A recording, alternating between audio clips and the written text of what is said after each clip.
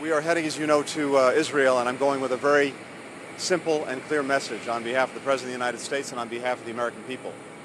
And that is that the United States has Israel's back. We have the back of the Israeli people. We have their back today. We'll have it tomorrow. We will have it every day.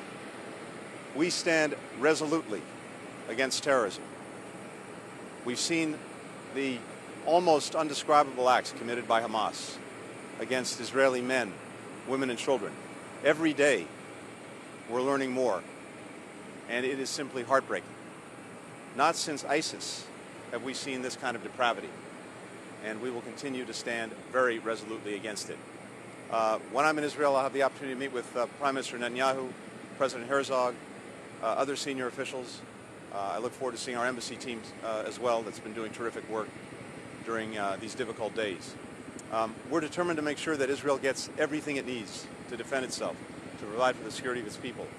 Already, significant military assistance requested by Israel is on the way. That's on top of everything that we've been doing for years, including with the Memorandum of Understanding that was negotiated by President Obama to make sure that Israel has what it needs to defend itself. At the same time, we anticipate there'll be further needs, further requests. We've already been working closely with Congress on this, and we look forward to continuing to do that to make sure that Israel has what it needs. Second, we will be reaffirming the very strong message that President Biden has delivered to any country or any party that might try to take advantage of this situation. And that message is don't. The President has deployed, as you know, the world's largest aircraft carrier group to the region to make very clear our intent to deter anyone contemplating any further aggression against Israel.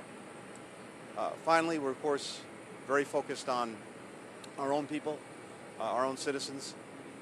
We lost 22 Americans. That number could still go up, and it probably will.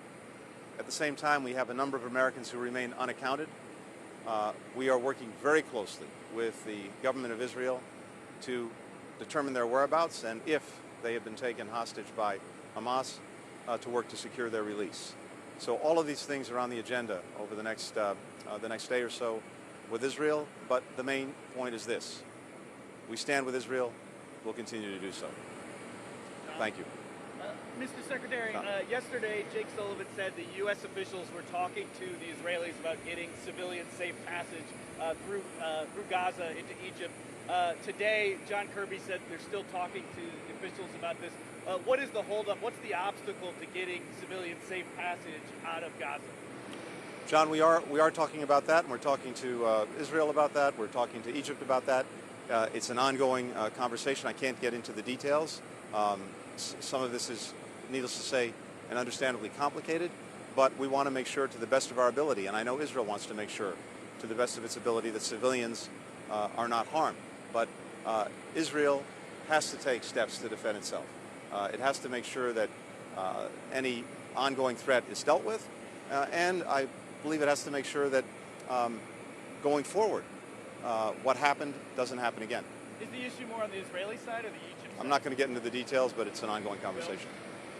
Following up on that, in conversations between the U.S. and Israel, has the U.S. advocated any degree of restraint in terms of possible ground operations in Gaza, either for the sake of the civilians there or for the sake of hostages in there? Well, again, I'm not getting into any of the operational details of what Israel may or may not do. I think you heard the President speak to this yesterday in his very, very strong and forceful comments. And of course, what separates Israel, the United States, and other democracies when it comes to incredibly difficult situations like this is our respect for international law and, as appropriate, the laws of war. We do everything we can to make sure that in these situations we avoid civilian casualties.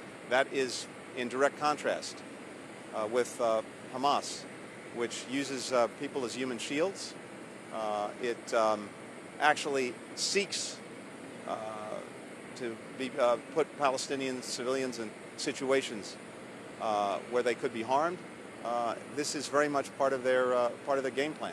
So we know that Israel will take all of the precautions that it can, just as we would. And again, that's what separates us from Hamas and terrorist groups that engage in the most heinous kind of activities. Thank you. We'll have a chance to talk later. Thank you.